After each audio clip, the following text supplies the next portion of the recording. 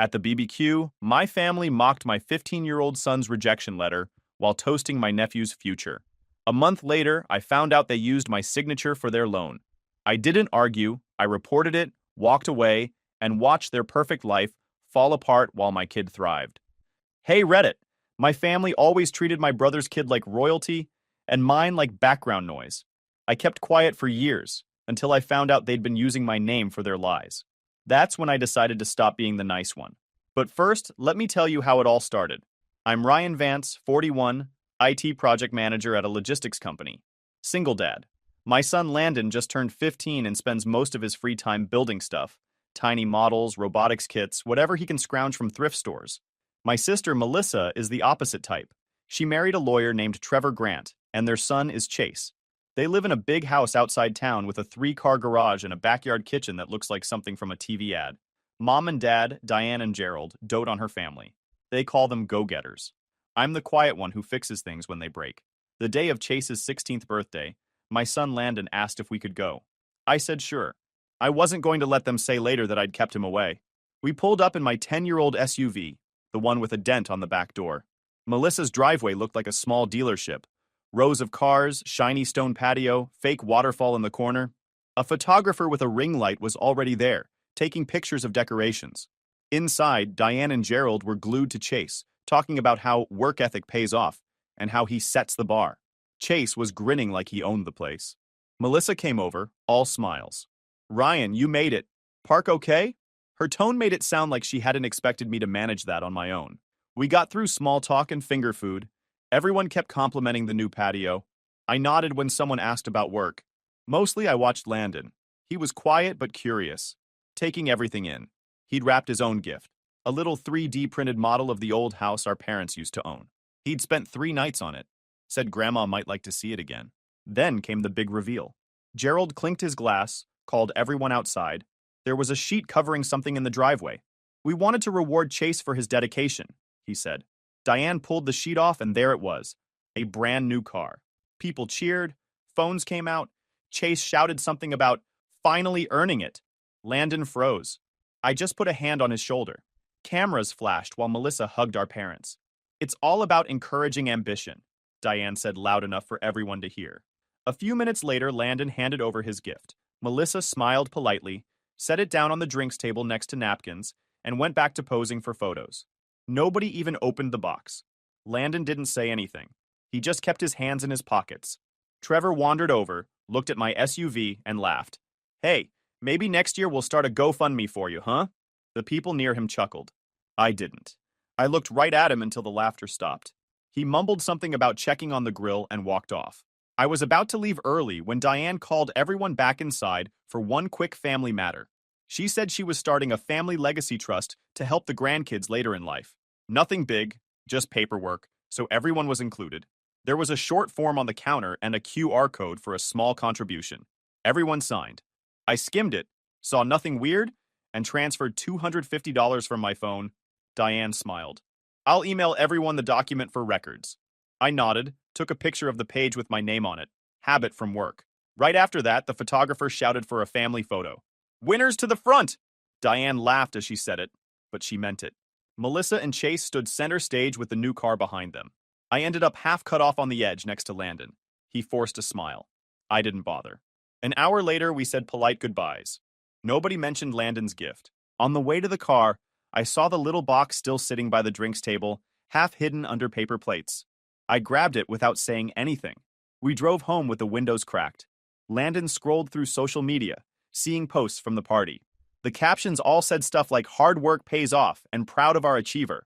He didn't say a word. I could tell it bothered him. I reached over and turned the radio down. We're not like them, I said. And that's fine. He nodded, still looking at the screen. The glow lit his face in the dark SUV. When we got home, he went straight to his room and put the little model on his shelf. I checked my phone before bed. Diane had already sent an email. LegacyTrustDocs.pdf. Everyone CC'd. The subject line said, for records. I downloaded it and saved a copy to my work drive, just in case. Before turning off the light, I looked at the photo Melissa had posted. Melissa, Trevor, and Chase with the car. Our parents smiling in the background.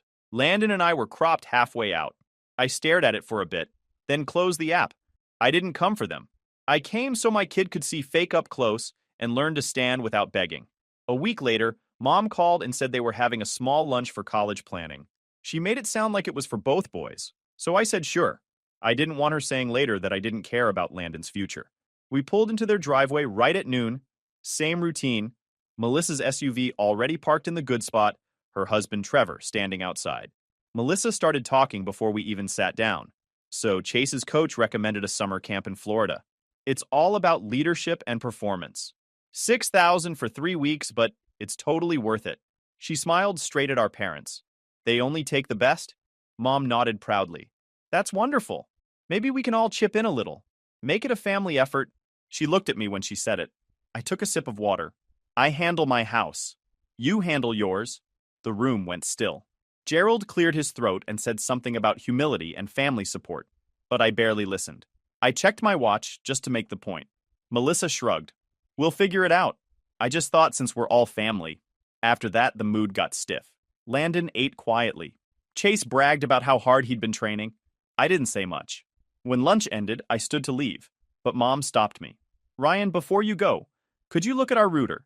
The Wi-Fi's been weird, and your father's printer won't connect. Sure, I said, even though I wanted to be gone. 10 minutes later, I was on the floor behind their desk, untangling cables while they stood in the kitchen talking about how disciplined Chase was. He's so responsible with his money, Mom said. He even helps Trevor manage the family budget, Gerald added.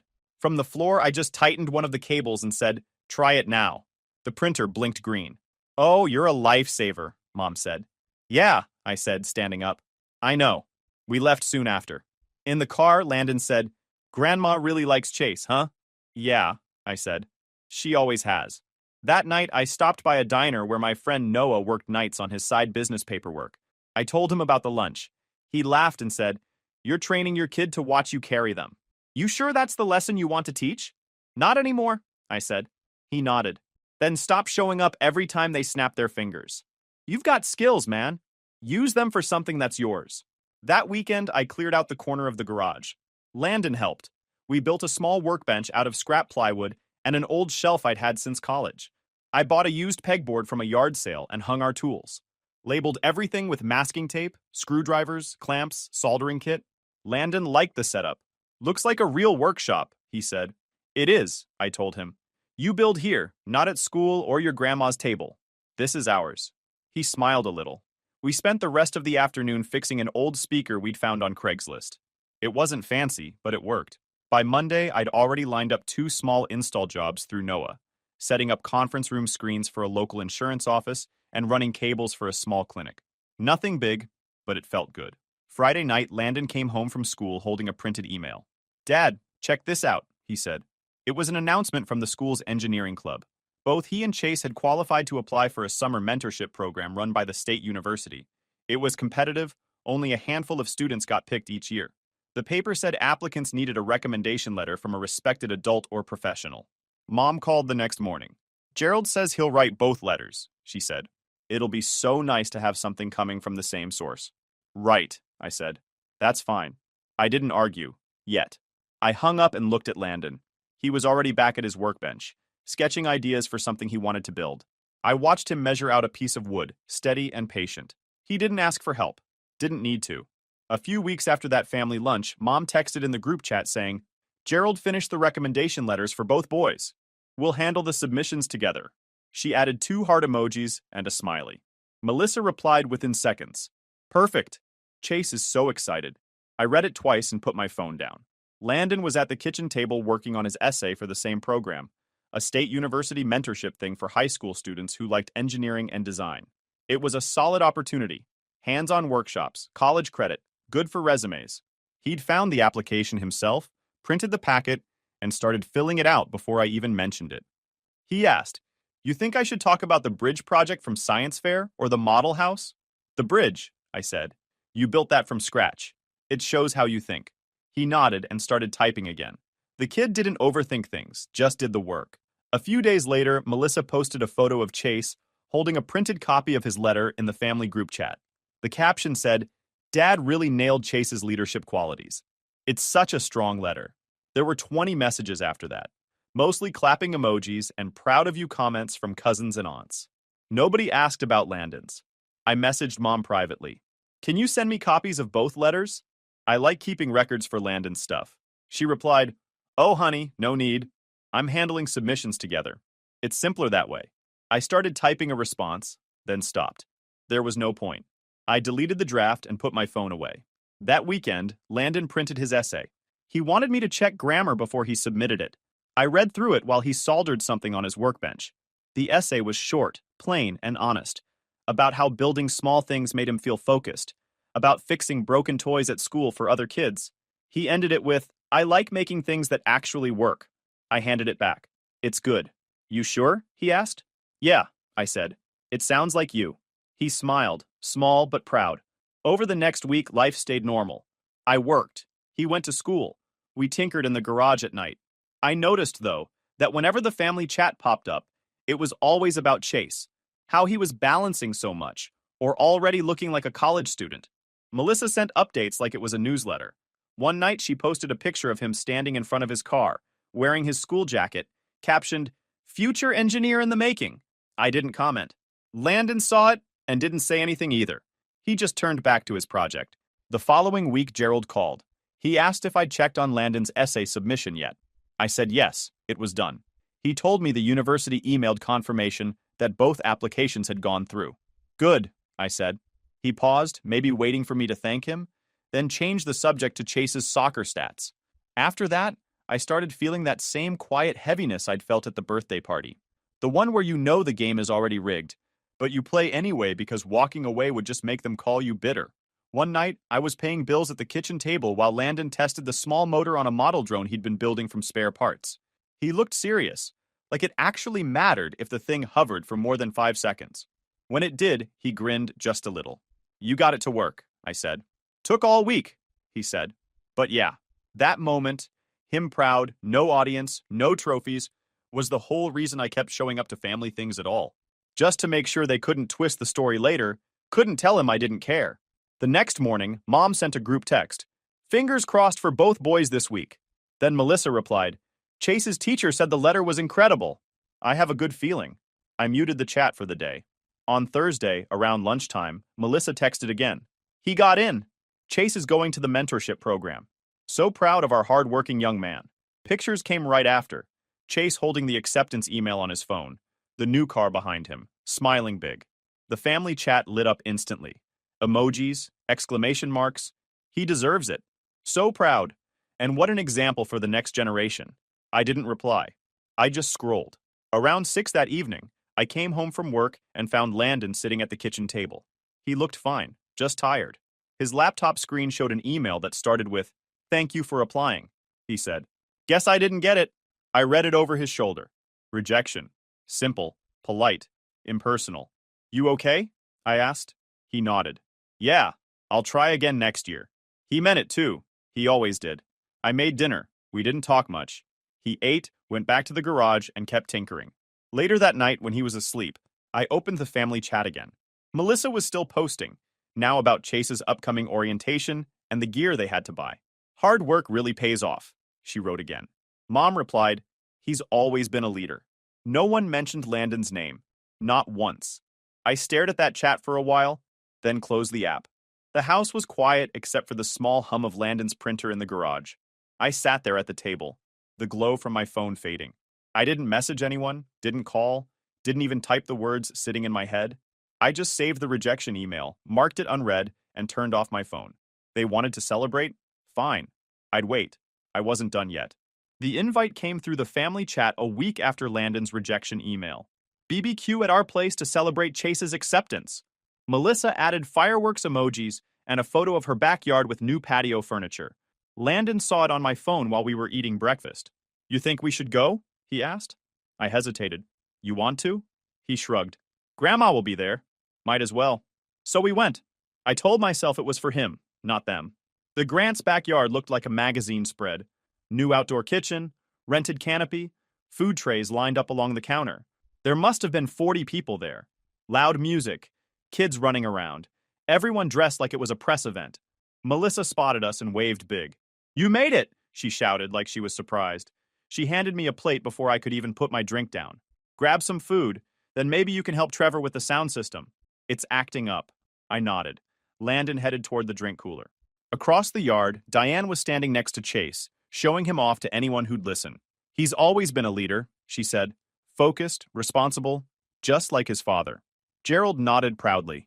I stayed near the fence, watching Landon. He looked fine, just quiet. Chase and a few of his friends were near the grill, laughing about something on a phone. When the music stopped for a moment, Melissa clapped her hands. Okay, everyone, she said, standing near the patio steps. We just want to take a second to celebrate Chase's amazing achievement. It's not every day a 16-year-old gets into a university mentorship program. Everyone cheered. Trevor put an arm around her. It's about raising achievers, she said, smiling toward our parents. About effort, about setting an example. I stayed where I was. I didn't clap. A few minutes later, Melissa walked over, balancing a tray of drinks. Ryan, could you check the speakers real quick? The music keeps cutting out. Sure, I said. I crouched near the setup by the deck and adjusted the cables. It took less than a minute to fix.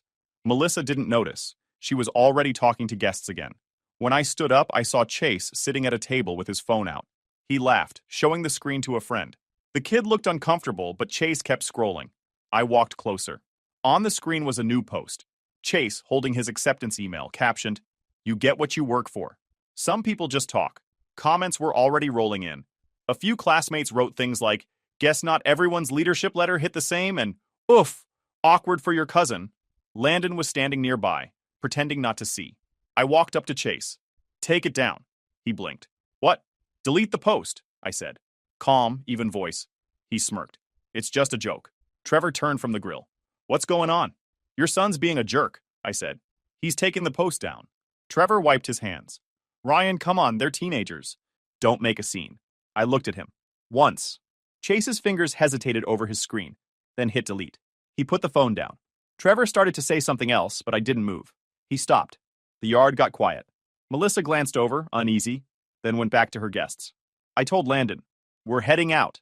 He nodded, grabbed his backpack, and followed me. The ride home was silent except for the hum of the road. Landon looked out the window. Not sad, just distant. I knew that look. It's what happens when you figure out adults aren't always fair. At home, he went straight to his room. I sat at the kitchen table, opened my laptop, and started clearing emails. That's when I saw one from Diane dated 3 weeks earlier. Recommendationsfinal.pdf. I'd skimmed past it before, thinking it was just confirmation of submission. I clicked it. 2 pages opened. The first one was Chase's letter. 2 full pages of glowing phrases. Natural leader, exceptional communicator, takes initiative, represents our family values. Gerald's signature at the bottom looked like he'd practiced it. The second page was Landon's. 7 lines. Quiet and polite. Arrives on time. Shows interest in hands-on tasks. That was it. No examples, no details. Just filler. I leaned back in the chair, staring at both letters side by side. Same font, same header, same date. The difference between them was impossible to miss. They'd written my son off before he even had a chance. I printed both pages and set them on the table. The sound of the printer filled the kitchen for a few seconds. When it stopped, I just looked at them again. No anger burst out, no yelling, no messages to the family chat. Just silence. Landon came out a few minutes later, still in his jacket. "You need help with something?" "No," I said. "Go rest. Long day." And he nodded and went back to his room. I turned off the printer and stacked the pages neatly. Then I opened a new folder on my laptop and named it Proof. I moved the letters into it, saved a copy on a flash drive, and backed it up to the cloud. Old habits from work.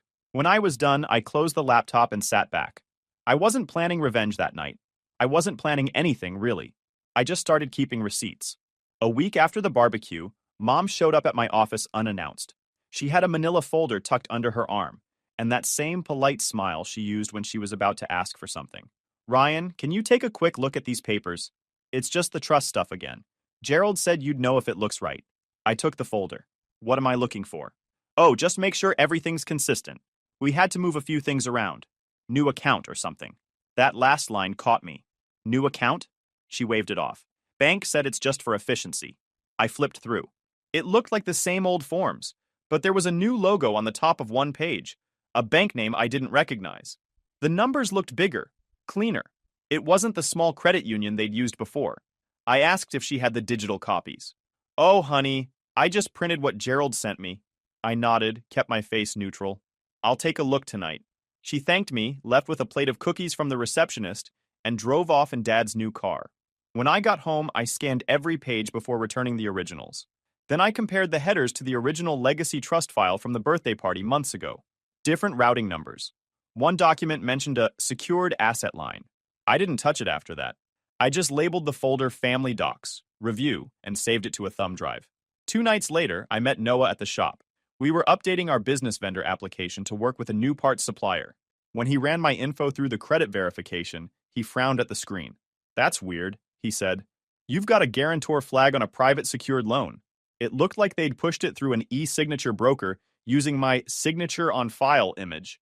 What kind of loan? Looks like a personal line. High limit, opened about 6 weeks ago. I leaned over to see it. My stomach sank. I didn't open that, I said. You sure? Yeah, I don't borrow money I don't need. Noah printed the reference page. Here, says you're the secondary guarantor. I took the paper and stared at the line with my name on it. My signature wasn't there, just the typed name Ryan D. Vance under a scanned image box that said signature on file. That's when it hit me, the trust PDF. I drove home that night and opened the email from Diane labeled Legacy Trust Docs. I scrolled to the bottom. My signature was clean, crisp, and perfectly centered. Too perfect. They had copied it. Then I opened the bank file Mom dropped off earlier in the week. There it was again. The same image, pasted onto a guarantor agreement for a family asset secured loan. Dated the same month, Melissa posted a photo online showing Chase's new training setup and Trevor's equipment upgrades. I sat there staring at the screen until the cursor stopped blinking. They'd used my name, my signature. It wasn't a new signature, it was a copy-paste from the trust PDF. The next day, I met Noah again. He could tell something was wrong. I told him what I'd found. He shook his head slowly. They forged you? Looks like it. Damn. What are you gonna do? Collect everything. I started that night.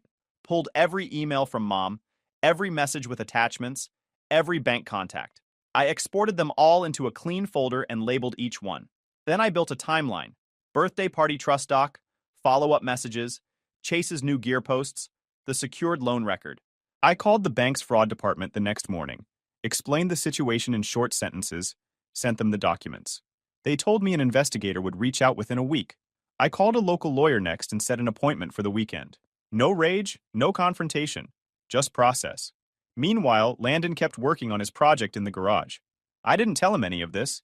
He was focused, late nights with the soldering iron, reprinting parts that didn't fit right. Sometimes I'd sit nearby and hand him tools. He burned through a spool of filament and half a box of bolts before he got the model to run smoothly. It was a small robotic arm, meant to sort parts by size. Simple but clever. He wanted to enter it in the Regional Innovation Fair. Think I can make it in time? He asked one night. Yeah, I said. You've already done the hard part. He smiled and went back to tightening screws. Watching him work kept me steady. While they built lies with signatures, my kid was building something real.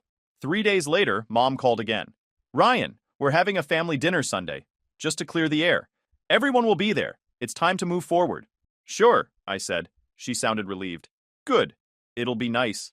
I hung up, saved the date on my calendar, and wrote one line in my notes app. Family dinner equals finish it. I wasn't returning to reconnect. I was there to make sure every page was in the folder before I shut the door. That night, after Landon went to bed, I finalized the evidence packet. Originals, timestamps, email headers, the forged doc, and the bank's automated reply confirming the investigation ticket. Clean and simple. I backed it up twice, one drive at home and one at work. When everything was organized, I sat at the desk and looked at the folder name on my screen. Proof. It wasn't about winning. It was about ending it right. I closed the laptop and leaned back. The house was quiet except for the sound of the refrigerator cycling on. By Monday morning, the fraud report had been filed. The lawyer had the documents. Nobody in the family knew yet, and I wasn't about to tell them. Sunday evening came fast. The table at my parents' house was set like they were hosting strangers. Cloth napkins, candles, silver serving dishes no one used except on holidays. Melissa stood near the center, acting like the host, giving directions about seating. Trevor poured wine with that calm, practiced tone lawyers use when they think they control the room. Diane smiled too wide when we walked in. Gerald shook my hand like he was meeting a client. Chase sat at the end of the table, scrolling on his phone. Landon sat beside me, quiet but alert. He'd insisted on coming, Said he wanted to be there, just to see. Mom started first. Ryan, we're glad you came. We've all had some misunderstandings lately, but it's time to move forward as a family. I nodded once. Sure. Trevor cleared his throat. I think we can agree there's been some confusion about financial documents and the trust. These things get complicated. Melissa smiled like a talk show host. Exactly. We just need to communicate better. I didn't say anything. They kept talking. Unity. Forgiveness. Communication. It sounded like they were reading from the same script. When the noise faded, I reached into my bag and placed a thick folder on the table. It made a flat sound that stopped everyone mid-sentence. You used my name and my signature image for a loan, I said. That's fraud. The silence was instant. Then Trevor laughed softly. Ryan, come on. That's a strong word. It was standard paperwork. The trust needed collateral. I cut him off. My collateral. Gerald frowned. You're making a scene, son. We can talk about this privately. It's already reported, I said. My tone didn't change. Diane blinked. Reported? To who? The bank, fraud department, and my lawyer. Trevor leaned back. You didn't have to go that far. This could have been handled in the family. It was handled, I said. Melissa crossed her arms. You're tearing this family apart over nothing. I looked at her, then at Mom. You did that when you made me staff. No one spoke. The only sound was Chase's phone vibrating on the table. I turned to him. You don't owe me anything, kid. Just stop playing bully online. That's all. He looked down, embarrassed, and nodded. I looked back at Melissa and Trevor. We're done. Trevor started to say something about lawyers and misunderstandings, but I was already standing. Landon stood too. Mom's voice cracked. Ryan, please don't leave angry. I'm not angry, I said. I'm finished. We walked out. No slamming doors, no raised voices. Just quiet steps across the tile. The kind of quiet that meant it was finally over. Outside, the air was cold. Landon followed close, carrying his backpack. Neither of us spoke until we got to the car. You good? I asked. Yeah, he said. You? Better than I've been in a while? He nodded. Can we stop by Noah's shop? Yeah, I said. Let's do that. Noah was still at the shop when we got there. He had the lights on and music low. The workbench was covered in tools, wires, and coffee cups. Landon unpacked his project and set it on the table without saying a word. You two survived the dinner? Noah asked. Yeah, I said. It's done. Landon went straight to work, tightening screws and testing connections. Noah and I stood back watching him. He's close, Noah said. I know. For the next hour, we helped him adjust the sensors and recalibrate the arm movement. The kid worked steady, same as always. Focused, precise, no wasted motion. At midnight, the final test ran perfectly. The small robotic arm sorted the bolts by size without missing one. Landon exhaled, a quiet sound of relief. You did it, I said. He smiled. Yeah. I logged into the fair's submission site on my phone and uploaded the video we'd just taken. The screen flashed submission received. We high-fived. No big speech, no celebration. Just a clean moment that felt real. I looked at him, grease on his fingers, hair sticking out from under his hoodie. He looked tired but proud. You know, I said, this is the stuff that matters. He nodded. I know. We cleaned up the tools, shut down the lights, and locked the door behind us. Driving home, Landon leaned against the window, half asleep. The folder with the evidence sat on the back seat next to his project case. One proof of lies, one proof of effort. I glanced at him and thought about how different those things looked side by side. I didn't come for forgiveness. I came to end the transaction. And I had. After I filed the report, things started moving faster than I expected. The bank called within 2 weeks. The investigator confirmed the forgery. Your signature was pulled from another document and reused, she said. We're escalating this to our legal department. By the end of the month, I got an email confirming the loan was frozen.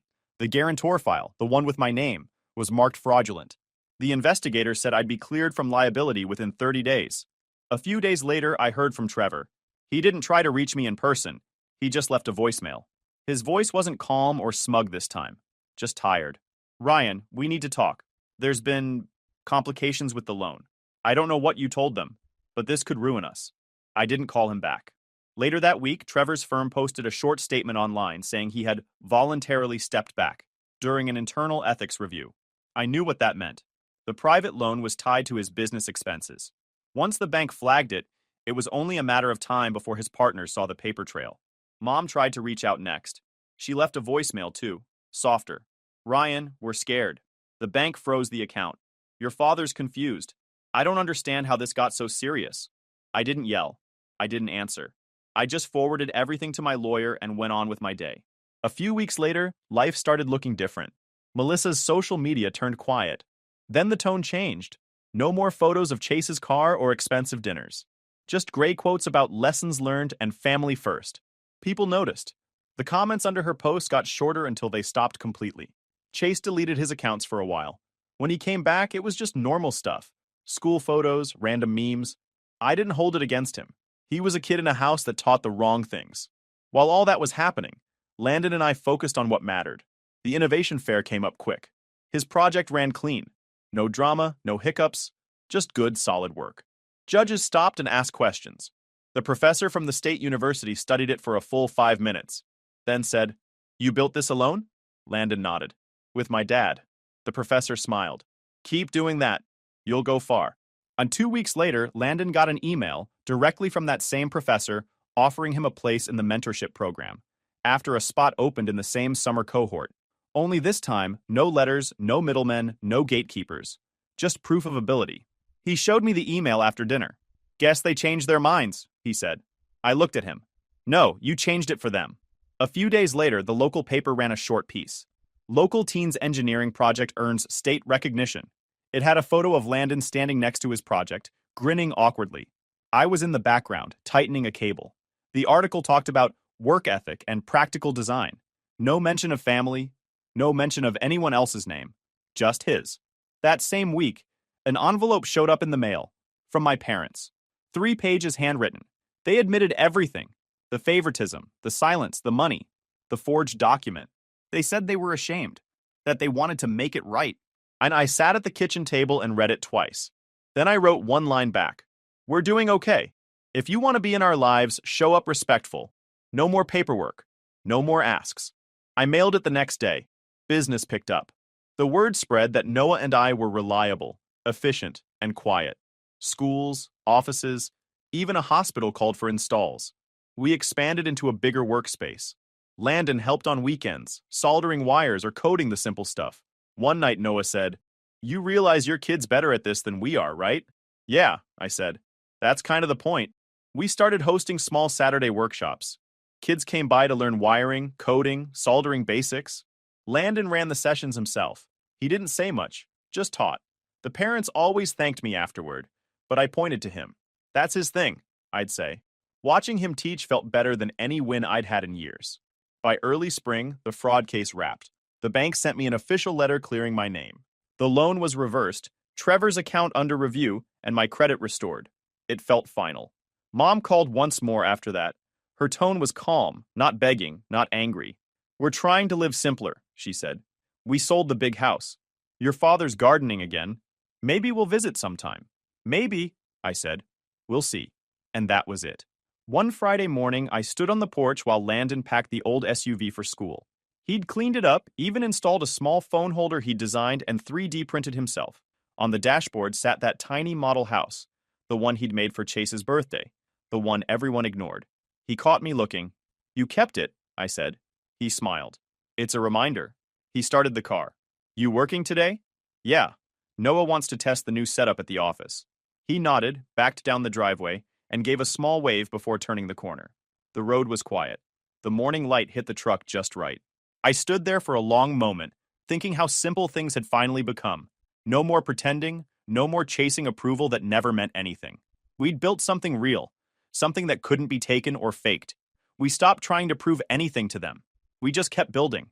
YouTube just dropped this new hype feature. If you're hooked on this story, smash that hype button. It tells YouTube this video deserves to blow up, and it keeps even crazier stories coming your way.